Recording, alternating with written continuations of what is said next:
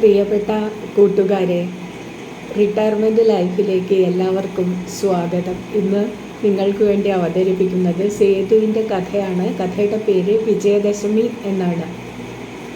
വിജയദശമി. ഞങ്ങൾ ഒരു പറ്റം ചെറുപ്പക്കാരായിരുന്നു.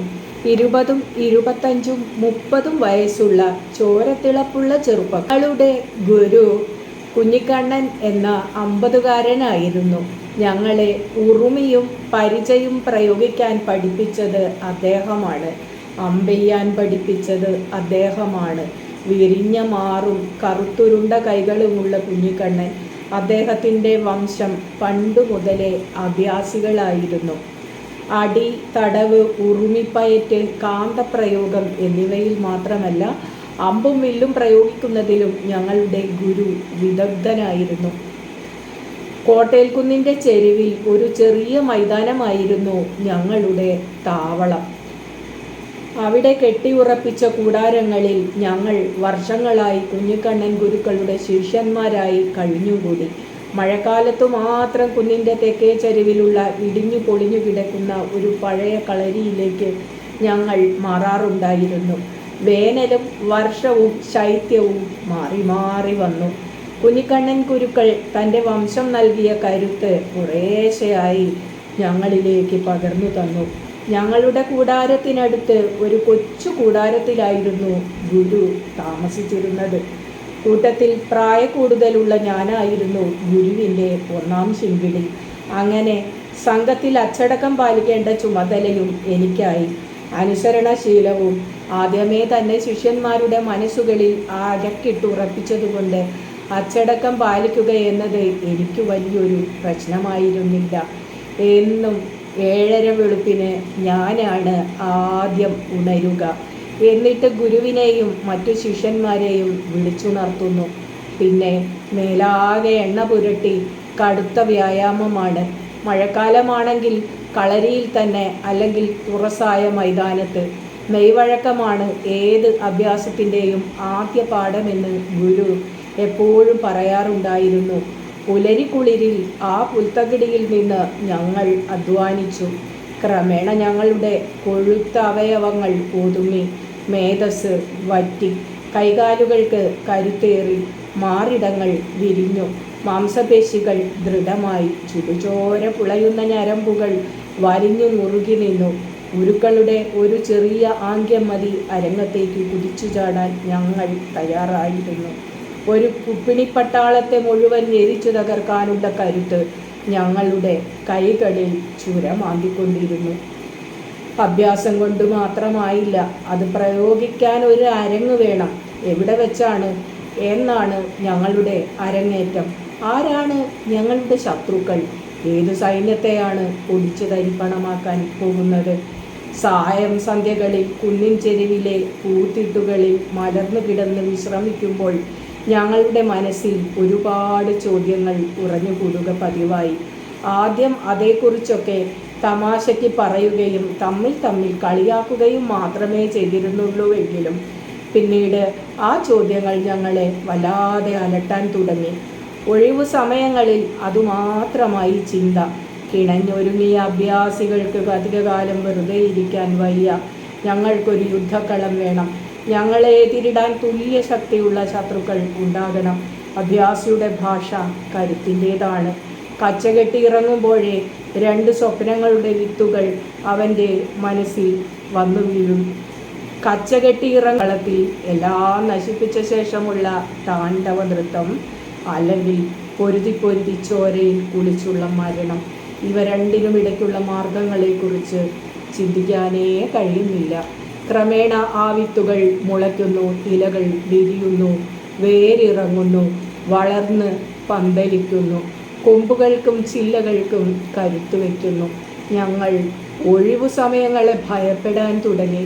ഒഴിവു സമയങ്ങളിൽ ആ പൂത്തിട്ടുകളിൽ മലർന്നു കിടക്കുമ്പോഴാണ് അനാവശ്യമായ സംശയങ്ങൾ മുളയ്ക്കുന്നത്. അങ്ങനെ ഒരു ദിവസം ഒഴിവു സമയത്ത് രൈരു ചോദിച്ചു, എന്തിനാണ് ഗുരുക്കൾ ഇതെല്ലാം നമ്മളെ പഠിപ്പിക്കുന്നത്? എനിക്ക് അറിഞ്ഞുകൂടാ, ഞാൻ പറഞ്ഞു. ആരോട് പൊരുതാനാണ് നമ്മൾ ഈ വിദ്യകളെല്ലാം പഠിക്കുന്നത്? കാണാരനും അതേ ചോദ്യം ആവർത്തിച്ചു. എനിക്കറിയില്ല. അയൽ രാജ്യങ്ങൾ പിടിച്ചെടുക്കാനാണോ, അക്രമികളെ അമർത്താനാണോ, അതോ രാജഭരണത്തെ തകിടം മറിക്കാനോ? എന്തിന് എന്തിന് കുഞ്ഞനന്തൻ ആവേശത്തോടെ ചോദിച്ചു. എനിക്ക് അതിനൊന്നും മറുപടി ഉണ്ടായിരുന്നില്ല.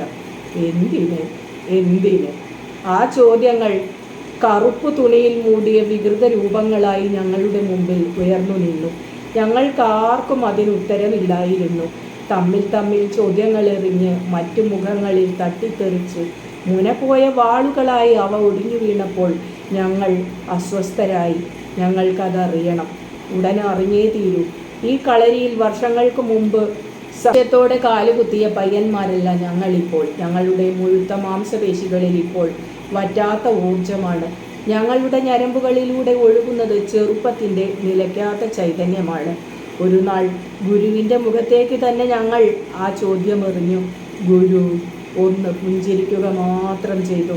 അല്പം കഴിഞ്ഞ് അദ്ദേഹം പറഞ്ഞു, ആയിട്ടില്ല കുട്ടികളെ, തിരക്ക് കൂട്ടാതിരിക്കൂ. പഠിപ്പിക്കുന്ന അടവുകളുടെ പിന്നിൽ വലിയൊരു ഉദ്ദേശ്യമുണ്ട്. സമയമാകുമ്പോൾ ഞാനത് പറഞ്ഞു തരാം. ഇപ്പോൾ തന്നെ പറയൂ ഗുരോ, ഞങ്ങൾ ആർത്തു. ആ രഹസ്യത്തിൻ്റെ ഭാരം ഞങ്ങൾക്ക് താങ്ങാനാവുന്നില്ല. രാത്രികാലങ്ങളിൽ കൂടാരങ്ങളിൽ വിശ്രമിക്കുമ്പോൾ കോട്ടയിൽ കുന്നിൽ നിന്നും വരുന്ന കാറ്റിൽ രഹസ്യം നിറഞ്ഞ ഒരുപാട് പിറുപിറുപ്പുകൾ അടങ്ങിയിരിക്കുന്നു. പലതവണ കേട്ടിട്ടും ഞങ്ങൾക്കത് പിരിച്ചെടുക്കാൻ കഴിയുന്നില്ല. അതിൻ്റെ പൊരുൾ മനസ്സിലാകുന്നില്ല. എല്ലാം താനെ മനസ്സിലായിക്കൊള്ളും. തിടുക്കം കൂട്ടാതിരിക്കൂ. നിങ്ങളുടെ ശിക്ഷണം ഇനിയും പൂർത്തിയായിട്ടില്ല. നിങ്ങൾ ഇനിയും എത്രയോ കാര്യങ്ങൾ പഠിക്കാനിരിക്കുന്നു. ഗുരുവിൻ്റെ മുഖത്ത് എപ്പോഴും ആ ശാന്തമായ പുഞ്ചിരിയായിരുന്നു. ആ മറുപടി ഞങ്ങളെ തീരെ തൃപ്തിപ്പെടുത്തിയില്ലെന്നു മാത്രമല്ല, ഉള്ളിൽ ഞങ്ങൾക്കല്പം അരിശം തോന്നുകയും ചെയ്തു. എങ്കിലും അത് പുറത്തു കാട്ടാതെ, കൂടുതൽ ചോദ്യങ്ങൾ ചോദിക്കാതെ ഞങ്ങൾ പിരിഞ്ഞു. വീണ്ടും മറ്റൊരു സന്ധ്യയ്ക്ക് ഞങ്ങൾ ആ പൂത്തിട്ടകളിൽ മലർന്നു കിടക്കുകയായിരുന്നു. കോട്ടയിൽ കുന്നിൻ്റെ ഉച്ചിയിൽ നിന്ന് ഒരുപാട് രഹസ്യ സന്ദേശങ്ങളുമായി വീണ്ടും കാറ്റിറങ്ങി. ഏറ്റക്കുറച്ചിലുകളുള്ള ശബ്ദതരംഗങ്ങൾ പൊടുന്നനെ തെളിഞ്ഞ് പിന്നെ കലങ്ങി അലിഞ്ഞു പോകുന്ന അലകൾ. അത് കേട്ടോ? കണാരൻ ഞെട്ടിപ്പിടഞ്ഞെണീറ്റുകൊണ്ട് ചോദിച്ചു. പൂവ്. എന്താണ് അതിൻ്റെ പൊരുൾ? ആവോ, ആർക്കറിയാം? ഒരുപക്ഷെ ഗുരുവിനറിയാമായിരിക്കും. ഗുരു ഗുരു അനന്തൻ കൈ ചുരുട്ടി നീലത്താഞ്ഞടിച്ചു. ചതഞ്ഞ പൂവുകളെ കാറ്റുപെറുക്കി താഴ്വാരത്തിലേക്ക് എറിഞ്ഞു. കുന്നിൻ്റെ ഉച്ചിയിൽ കാവിൽ മണിയടിച്ചപ്പോൾ കണാരൻ്റെ മനസ്സ് വീണ്ടും പിടച്ചു. എന്താണ് അതിൻ്റെ അർത്ഥം? ഞങ്ങൾ കൈ മലർത്തി മുഖത്തോട് മുഖം നോക്കി. അരിശത്തോടെ പല്ലുകൾ ഞെരിച്ചു. ആരോടെന്നില്ലാതെ പകപോക്കാനായി ഈ രണ്ടു പേരായി തിരിഞ്ഞ് കൈകൾ പൊരുത്ത് പിന്നീടൊന്നും പറയാൻ നിൽക്കാതെ ആ ഉറുമികളും പെറുക്കിക്കൊണ്ട് ഗുരു തിരിഞ്ഞു നടന്നു. ആ സംഭവത്തിനു ശേഷം ഞങ്ങളുടെ ലഹരി തെല്ലൊന്നടങ്ങി. അടവുകൾ തമ്മിൽ തമ്മിൽ പ്രയോഗിക്കുക. ആരാണ് പറഞ്ഞതെന്ന് ഓർമ്മയില്ല. പക്ഷേ എല്ലാവർക്കും പെട്ടെന്ന് ഉത്സാഹമായി. കയ്യിലുള്ള ആയുധങ്ങളുമായി ഞങ്ങൾ ചാടി എഴുന്നേറ്റു. മടുപ്പിനെ, ആവർത്തനത്തിൽ നിന്ന് ഉരുത്തിരിയുന്ന വിരസതയെ തെല്ലൊന്നകറ്റാനായി ഒരു പൊടിക്കൈ എന്ന നിലയ്ക്ക് ഞങ്ങളത് തുടങ്ങിയതെങ്കിലും വളരെ പെട്ടെന്ന് കളി കാര്യമായി. അതേവരെ തടഞ്ഞു നിർത്തിയിരുന്ന വെറുപ്പും അരിശവും പൊട്ടിയൊഴുകി. ഞങ്ങളെല്ലാം മറന്നു. ഗുരുവും കളരിയും കുന്നിൻ ചെരിവും പൂത്തിട്ടകളുമെല്ലാം കൺമുന്നിൽ നിന്നും മാഞ്ഞു. പൊടുന്നനെ അതെല്ലാം ഞങ്ങൾക്ക് അയഥാർത്ഥങ്ങളായി. അവിടം അപൂർവമായൊരു അരങ്ങായി. ചങ്ങാതികൾ ശത്രുക്കളായി. പെട്ടെന്ന് ഹരം കയറി ആവേശത്തോടെ ആർത്തു വിളിച്ചുകൊണ്ട് ഞങ്ങൾ അന്യോന്യം പൊരുതി. മങ്ങിവരുന്ന അന്തിവെളിച്ചത്തിൽ ഉറുമികൾ മിന്നി. തീപ്പൊരികൾ നിശബ്ദമായ താഴ്വാരത്തിലേക്ക് അലർച്ചയുടെ ചീളുകൾ തെറിച്ചു വീണു. ഞങ്ങളുടെ കോലാഹലം കേട്ട് മരക്കൊമ്പുകളിൽ നിന്ന് പക്ഷികൾ ഉറക്കെ ചിറകടിച്ചു പറന്നു പോയി. ചതഞ്ഞ പൂവുകൾ കാറ്റിൽ പാറി നടന്നു. വീണ്ടും മണിയടി മുഴങ്ങി. തലച്ചോറിലേക്ക് ചുടുചോര പതഞ്ഞു കയറിയപ്പോൾ കൈകാലുകളിൽ മെയ്യിൽ കരുത്തു പുളഞ്ഞപ്പോൾ ഞങ്ങളുടെ കണ്ണുകൾ മിന്നി. തലയ്ക്ക് മത്തുപിടിച്ചു. താഴ്വാരത്തിലെ വെളിമ്പറമ്പുകളിൽ കരിമ്പനകൾ അലറിയാടി. മുക്കുറ്റിപ്പൂവുകളിൽ ചോരത്തുള്ളികൾ ചിതറി വീണുകൊണ്ടിരുന്നു. നിർത്ത്, നിർത്ത്! ഉറക്കെ വിളിച്ചു പറഞ്ഞുകൊണ്ട് ചരിവിലൂടെ ആരോ ഓടിവരുന്നു. ആവേശം കൊണ്ട് ഞങ്ങൾക്ക് പാതിബോധം നഷ്ടപ്പെട്ടിരുന്നു. ആർത്തു വിളിച്ച് തൊണ്ടയടഞ്ഞിരുന്നു. ഞങ്ങൾ നിർത്തിയില്ല. ഞങ്ങൾക്ക് നിർത്താനായില്ല. ചോരയുടെ ഗന്ധം നുകർന്ന് ചോരയുടെ ചുവപ്പിൽ കണ്ണു മഞ്ഞളിച്ച് ഞങ്ങൾ വീണ്ടും പൊരുതിക്കൊണ്ടിരുന്നു. നിർത്താനല്ല പറഞ്ഞത്! അട്ടഹസിച്ചുകൊണ്ട് ഗുരു ഇടയിൽ ചാടി വീണു. പെട്ടെന്ന് ഞങ്ങൾ മരവിച്ചു. ഞങ്ങൾ പാവകളായി. ഉറുമികൾ നിലത്തിടോ! ഗുരു കൽപ്പിച്ചു. ഉറുമികൾ കിലുങ്ങിക്കൊണ്ട് നിലത്തു വീണു. എല്ലാവരും വട്ടമിട്ടിരിക്കൂ. ഞങ്ങൾ അനുസരിച്ചു. ഇതിനാണ് കുഞ്ഞുങ്ങളെ നിങ്ങളെ ഞാൻ അടവുകൾ പഠിപ്പിച്ചത്. ഗുരുവിൻ്റെ തൊണ്ടയിടറി. ശബ്ദം ചിലമ്പി. തമ്മിൽ തമ്മിൽ ഉയരെടുക്കാനാണോ നിങ്ങൾക്ക് എൻ്റേതായ എല്ലാം പകർന്നു തന്നത്? ആ ശബ്ദത്തിൽ അരിശമില്ലായിരുന്നു, വെറുപ്പില്ലായിരുന്നു, ഓറിക്കൂടിയ വേദന മാത്രം. ഞങ്ങൾ ആരും മിണ്ടിയില്ല. ചോര കിനിയുന്ന മുറിവുകൾ നാവുകൊണ്ട് നക്കിയുണക്കി വേട്ട നായ്ക്കളെ പോലെ കിതപ്പൊതുക്കി ഞങ്ങളിരുന്നു. ആവേശം ഒന്നു തണുത്തപ്പോൾ, ഗുരുവിൻ്റെ വിങ്ങുന്ന ശബ്ദം കേട്ടപ്പോൾ കഴിഞ്ഞതിനെക്കുറിച്ച് ഓർത്ത് ഞങ്ങൾ ലജ്ജിച്ചു. മുഖത്തോട് മുഖം നോക്കാനാവാതെ കുറ്റഭാവത്തിൽ തല കുനിച്ച് അടുത്ത വാക്കുകൾക്കായി ഞങ്ങൾ കാത്തിരുന്നു. നിങ്ങളുടെ ചോര ഇങ്ങനെ പാഴാക്കി കളയാനുള്ളതല്ല. ഗുരുവിൻ്റെ ശബ്ദം ഉറച്ചതായിരുന്നു.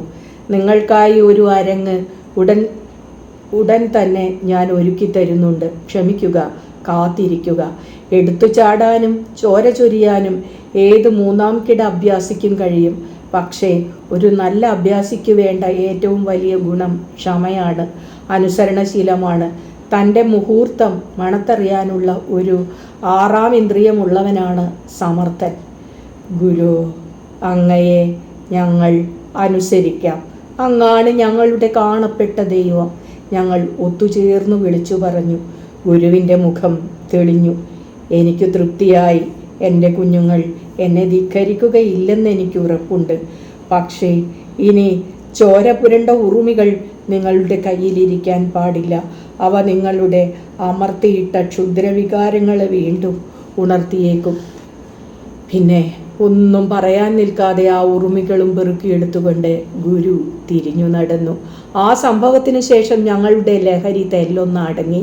മുറിവുകൾ ഉണങ്ങിയതോടൊപ്പം ഞങ്ങളുടെ ചോരയും തണുത്തു.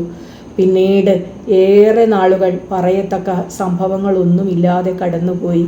പഴയ ദുസ്വപ്നം ഞങ്ങളുടെ ഉള്ളിൽ താനെ മാഞ്ഞു.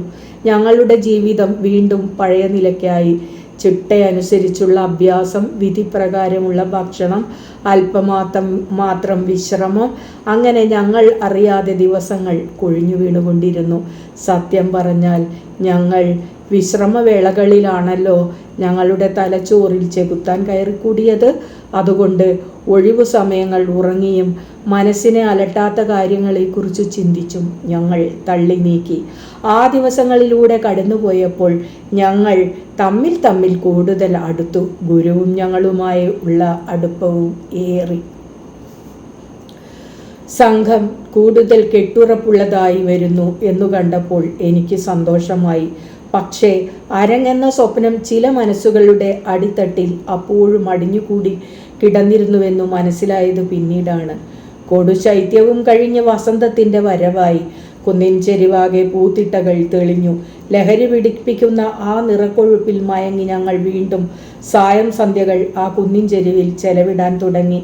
അന്തിച്ചുവപ്പിലേക്ക് ഊറ്റുനോക്കിക്കൊണ്ട് മലർന്നു കിടക്കുമ്പോൾ വീണ്ടും ആ രഹസ്യ സന്ദേശങ്ങളുമായി കാറ്റെത്തി.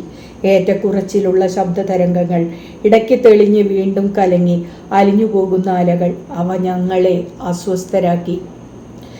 എന്താണ് അതിൻ്റെ പൊരുൾ? കണാരനും രൈരുവും കുഞ്ഞനന്തനും ഒക്കെ മുഖത്തോട് മുഖം നോക്കി. ഒരു പക്ഷേ നമുക്കുള്ള എന്തെങ്കിലും രഹസ്യ സന്ദേശമായിരിക്കും.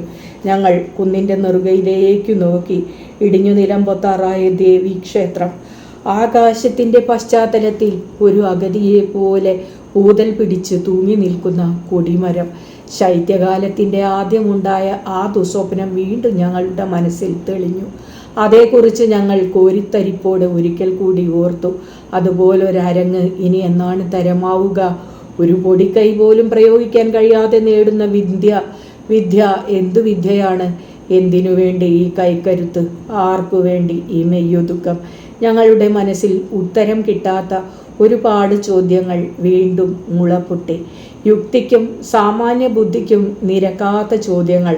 പക്ഷേ ചോദ്യങ്ങൾ ചോദിക്കാനുള്ള അവകാശം പോലും ഞങ്ങൾക്ക് നിഷേധിക്കപ്പെട്ടിരിക്കുന്നുവല്ലോ എന്നോർത്തപ്പോൾ ഉത്സാഹം മങ്ങി, മനസ്സ് പതറി. ഒളിഞ്ഞും തെളിഞ്ഞും ഞങ്ങൾ ഗുരുവിനെ ശത്രുവായി കണ്ടു.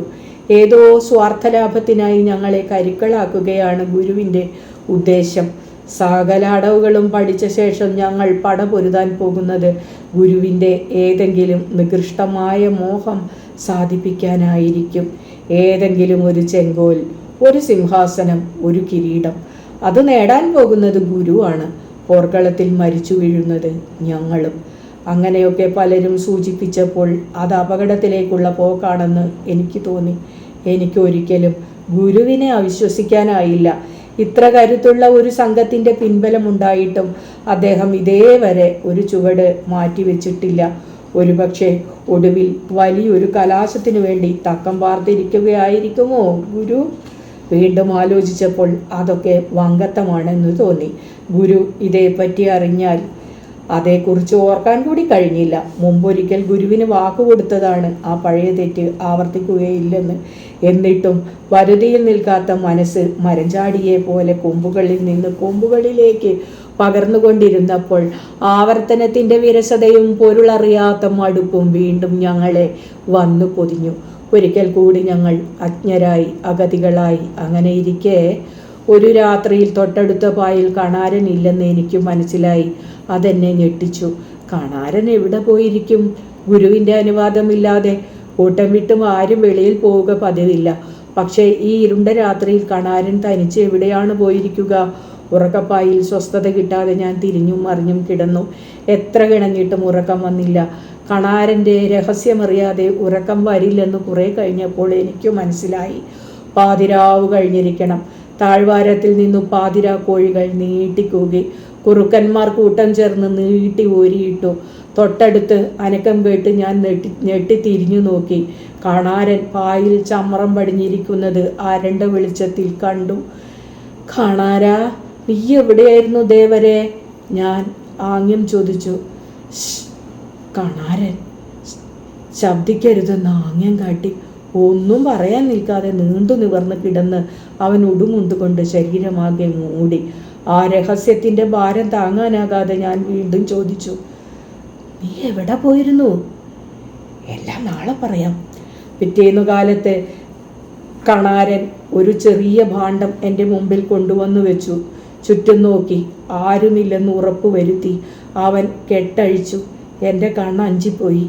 വൈരക്കല്ല് പതിച്ച മാലകൾ, വളകൾ, പലതരം സ്വർണ്ണാഭരണങ്ങൾ, സ്വർണ്ണ നാണയങ്ങൾ. കൂടാരത്തിൻ്റെ വിള്ളലുകളിലൂടെ വന്ന വെളിച്ചം കല്ലുകളിൽ വീണു. മഴവില്ലുകൾ വിടർന്നു. വീശിപ്പടർന്ന നിറങ്ങൾക്കു നടുവിൽ ഞാൻ ഒരു വങ്കനെ പോലെ പകച്ചിരുന്നു. മൂടി വെക്കുക, ആരെങ്കിലും കാണും, പെട്ടെന്ന് ഞാൻ പരിഭ്രമത്തോടെ പറഞ്ഞു.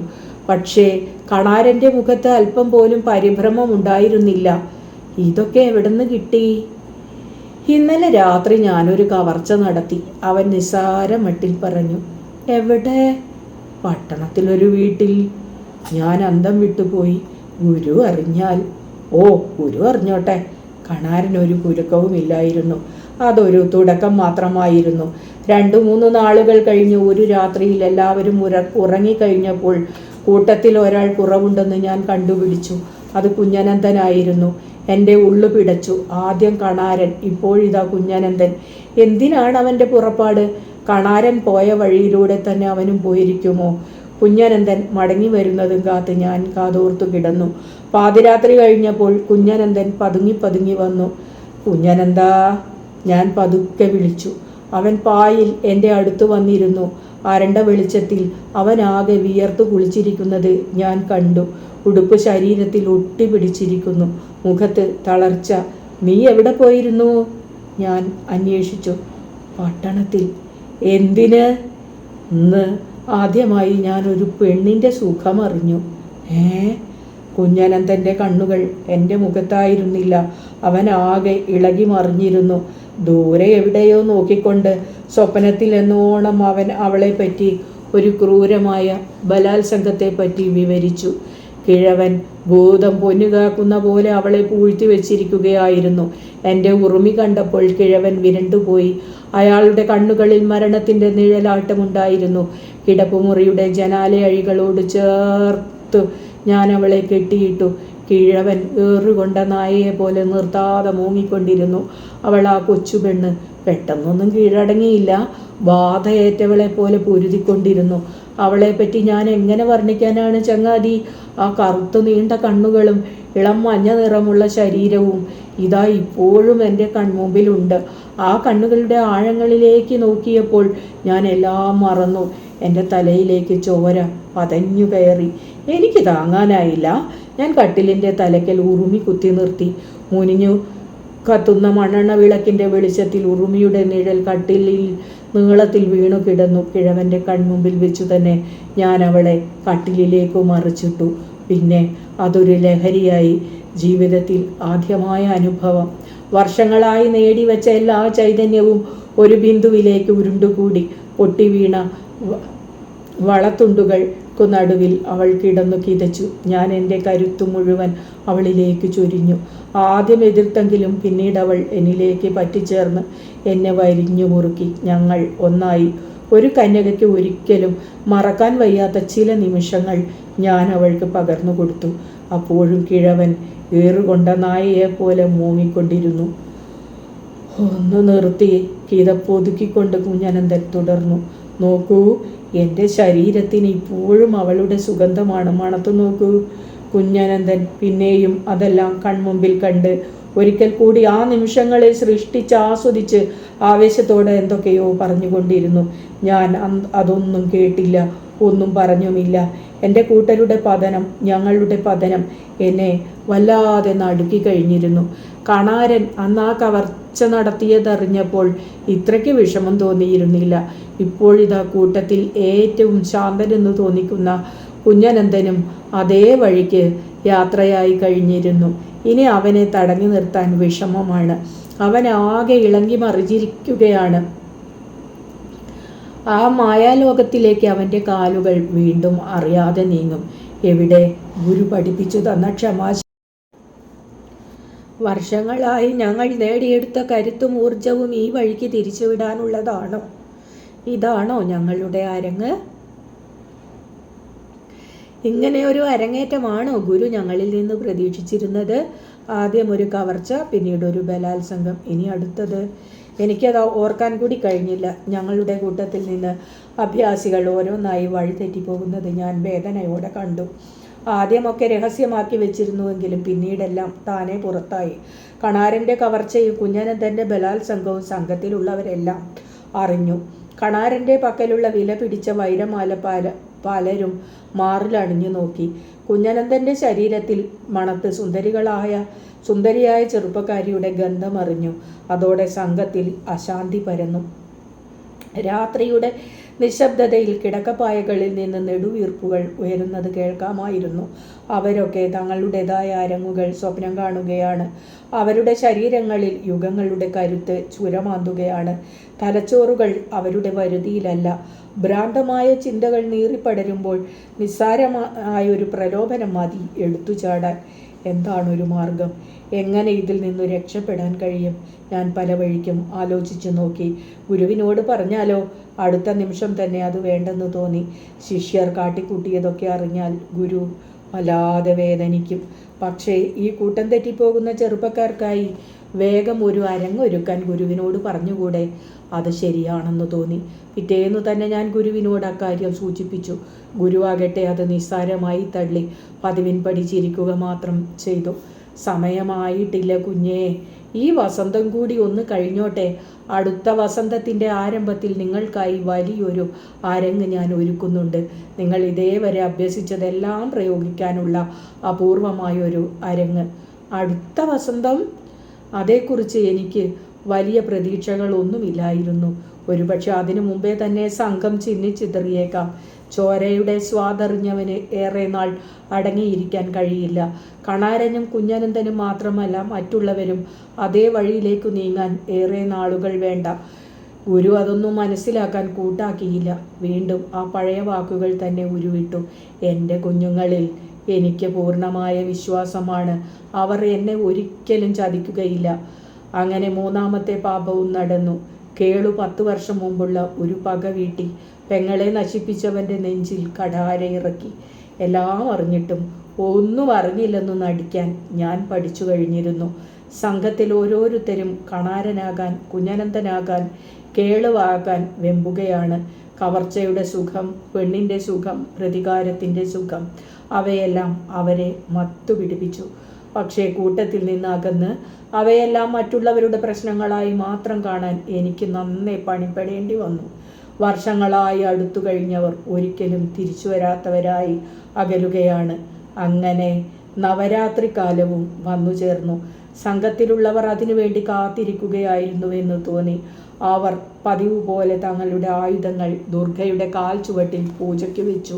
ദുർഗാഷ്ടമി നാൾ സന്ധ്യയ്ക്ക് അവർ നിരായുധരായി അവളുടെ മുമ്പിൽ നൃത്തം വെച്ചു. അവർ ചുവന്ന വസ്ത്രങ്ങൾ അണിഞ്ഞിരുന്നു. അവരുടെ നെറ്റിയിൽ കുങ്കുമക്കുറികൾ ഉണ്ടായിരുന്നു. അവർ കുട്ടി പാടി നൃത്തം ചെയ്തു. മേളത്തിന് കൊഴുപ്പ് കൂട്ടിയതോടെ പാട്ടിനും ഹരം കൂടി. കാലുകൾ ചുവടൊപ്പിച്ചു നീങ്ങി, ചിലങ്കകൾ താളമൊപ്പിച്ച് കിലുങ്ങി. എല്ലാം മറന്ന് അവർ മോചനത്തിൻ്റെ കീർത്തനങ്ങൾ പാടുകയായിരുന്നു താളക്കൊഴുപ്പിൽ. അവർ ദുർഗയുടെ കാൽച്ചുവട്ടിൽ നിന്ന് നനഞ്ഞ കുങ്കുമത്തിൽ കുതിർന്ന ഉറുമികൾ കടന്നെടുത്തു. ഉറുമികളും വീശി അവർക്ക് ചുറ്റും ആർത്തുകൊണ്ട് നൃത്തം ചവിട്ടി. ഒടുവിൽ രാവേറെ ചെന്നപ്പോൾ കൂട്ടമായി ആർത്തു വിളിച്ചുകൊണ്ട് അവർ പുറത്തേക്ക് കുതിച്ചു. നേർത്ത നിലാവിൽ തിളങ്ങുന്ന ഉറുമികൾ ഗുരുവിൻ്റെ കൂടാരത്തിൻ്റെ നേർക്ക് നീങ്ങുന്നതും നോക്കി ഞാൻ അന്തിച്ചു നിന്നു. തെല്ലു കഴിഞ്ഞപ്പോൾ എനിക്കതൊക്കെ മനസ്സിലാക്കാൻ കഴിഞ്ഞു. വർഷങ്ങളുടെ കാത്തിരിപ്പിനു ശേഷം ഞങ്ങളുടെ വിജയദശമിയിലേക്ക് കടക്കാൻ കഴിഞ്ഞ ആ ചങ്ങാതികൾക്ക് ഞാൻ നിശബ്ദമായി മംഗളം നേർന്നു.